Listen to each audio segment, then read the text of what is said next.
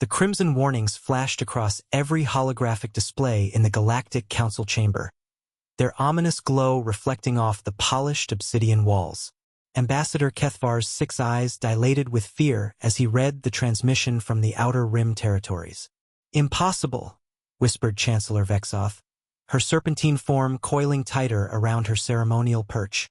The humans were supposed to be contained. How did they break through the quantum barriers? The answer came in the form of Captain Marcus Reynolds, striding through the shattered remains of what had once been an impenetrable force field. His battle-scarred armor bore the marks of a dozen worlds, and his eyes burned with a fury that made even the most hardened alien warriors step back. "You made one critical mistake," Marcus said, his voice echoing through the vast chamber where representatives from 1,000 species had gathered.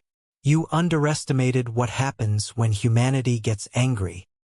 3 months earlier, the Galactic Council had enacted Protocol 7, the systematic relocation of all human colonies to designated preservation zones. They called it protection. Humans called it imprisonment.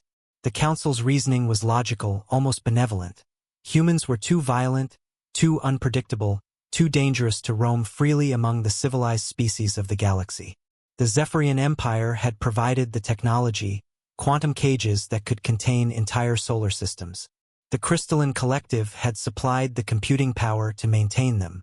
Even the Peaceful Harmony Singers had contributed their psychic abilities to keep the humans docile. But they had forgotten something crucial about human nature. Dr. Elena Vasquez had been working in her laboratory on Kepler 442b when the barriers went up. A xenobiologist who had spent her life building bridges between species, she found herself cut off from her life's work, her alien colleagues, her very purpose. The Council expected her to accept this fate quietly. They were wrong. Working with nothing but salvaged ship parts and pure determination, Elena had discovered something the Council's greatest minds had missed. The quantum barriers weren't just walls, they were conduits.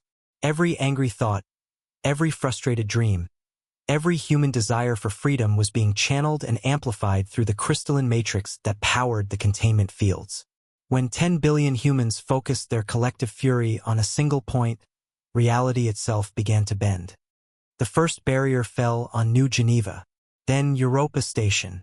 Within days, the quantum cages were collapsing faster than they could be repaired. But the humans weren't just breaking free, they were learning. Each shattered prison taught them more about Galactic Council technology, more about their captors' weaknesses. Now Marcus stood before the assembled representatives of 1,000 worlds, and behind him came the vanguard of humanity's exodus. Soldiers, scientists, farmers, artists, all united by a single burning purpose. They had been caged like animals, and now they were free to show the galaxy exactly what that meant.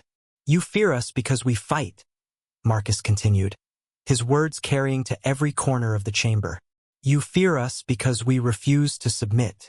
But your greatest mistake was giving us something we'd never had before, a common enemy."